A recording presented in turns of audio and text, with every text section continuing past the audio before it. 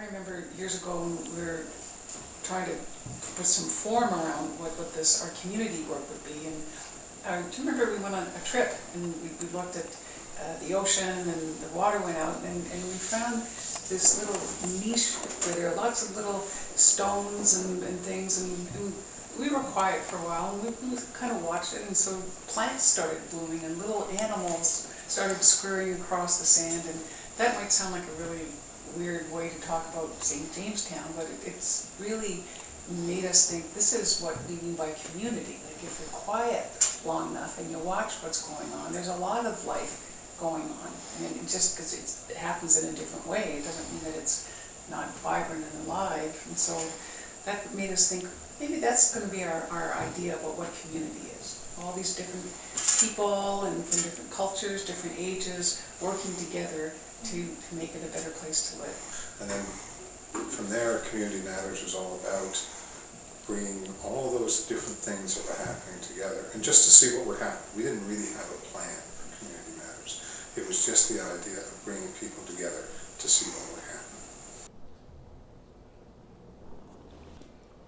The way you get to know a neighborhood is not by driving through it. You have to get out and feel the air and look into people's faces and get a feeling for the environment of what's going on. When we first moved to this neighborhood, and there were lots of meetings and people were complaining about huge amounts of crime. But if you look at why there was crime, it was because the street was showing that it was not, nobody cared about it. Nobody cared about the community.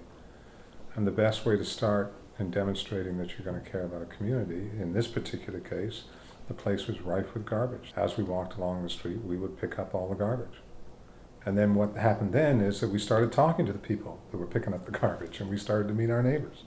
And lo and behold, the crime went down. Not with more police, not with sort of raids on people's houses, but because people were demonstrating that they cared for their community.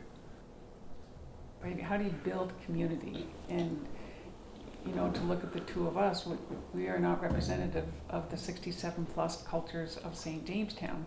So we said, are we going to get around that? And so we thought, okay, let's have community assistance. And I don't even know where we thought of that word, but it was the idea that we find residents, people who live in the community.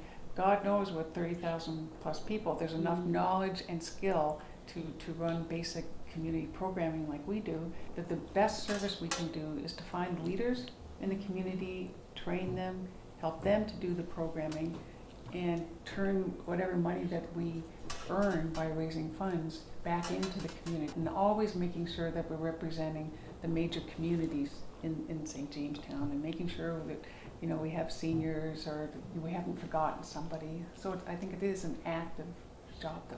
That just doesn't happen, right?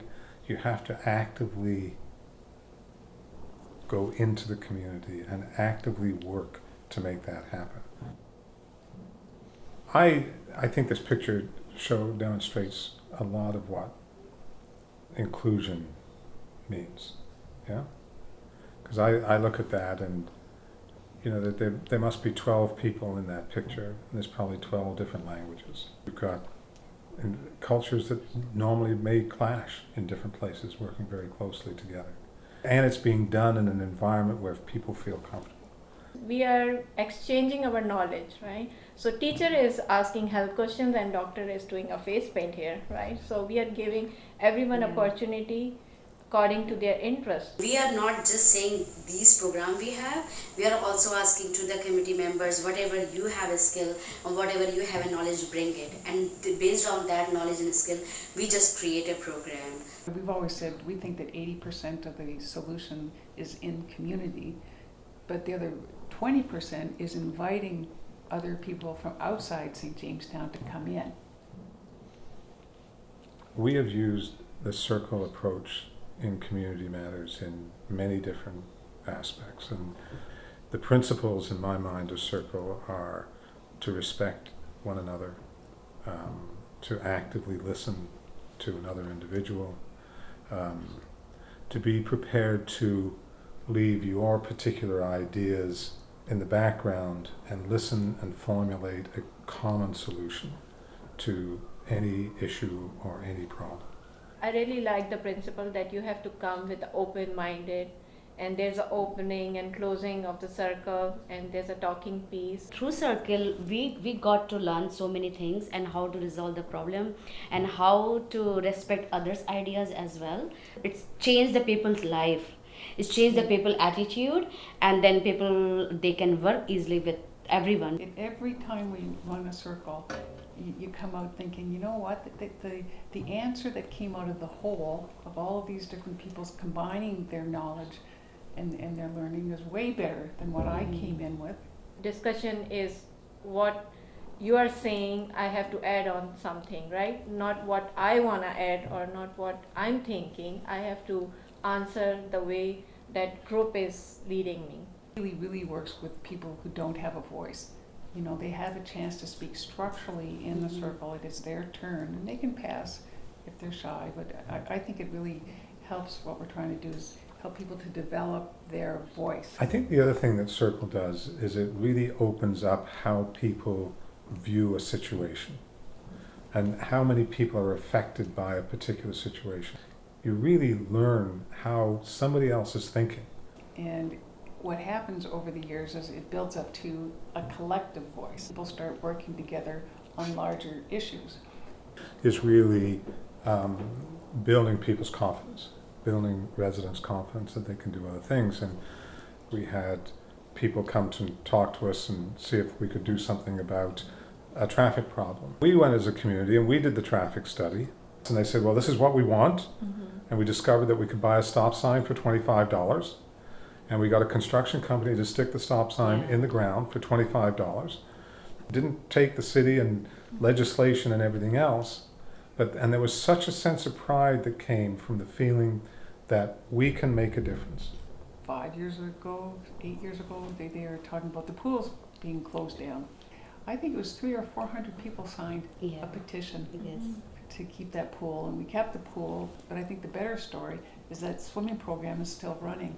They feel very empowering when we say that, okay, we made this pool open and now we took all the trainings and now I'm a lifeguard in that pool. So they feel very proud that because of their hard work.